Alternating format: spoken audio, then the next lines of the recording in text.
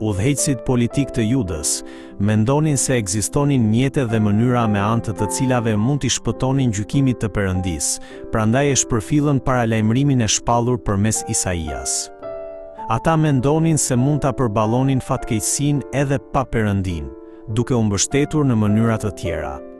Por Perëndia u thot se ajo tek e cila ata mbështeten është një strehë rreme, e cila nuk mund t'u garantoj kurrë siguri.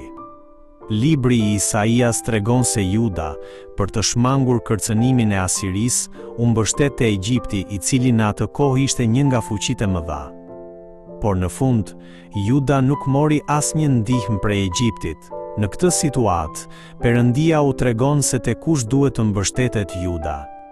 Ai është një gur si themel që Perëndia ka vendosur në Sion. Ka interpretime të ndryshme për atë se çfarë nënkupton konkretisht ky gur themeli, por një gjë është e qartë, me që është vendosur nga vetë Perëndia, populli i Perëndisë duhet të mbështetet tek ai. Në fundit, kjo na tregon se Perëndia është Zoti i shpëtimit tonë. Në momentet e krizës, njeriu përpiqet të mbështetet te forcat e veta ose te mënyrat e botës. Por ai që na mban dhe na shpëton është Perëndia. Sepse Perëndia është Zoti i vërtet i jetës sonë. Dhe Perëndia, që është Zoti i jetës sonë, na thot: "Vini vesh dhe dëgjoni zërin tim, tregohuni të kujdesshëm dhe dëgjoni fjalën time."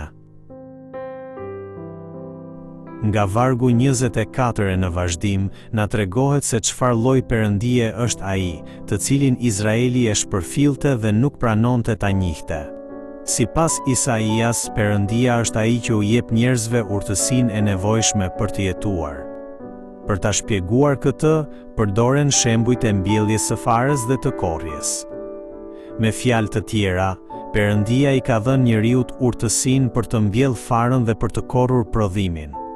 Ai u ka mësuar njerëzve mënyrat dhe urtësinë e nevojshme për bujqësinë. Prandaj, njeriu nuk duhet të mbështetet vetëm te urtësia dhe aftësitë e veta, por duhet të mbështetet te Perëndia dhe të marrë prej tij urtësinë e nevojshme për të jetuar.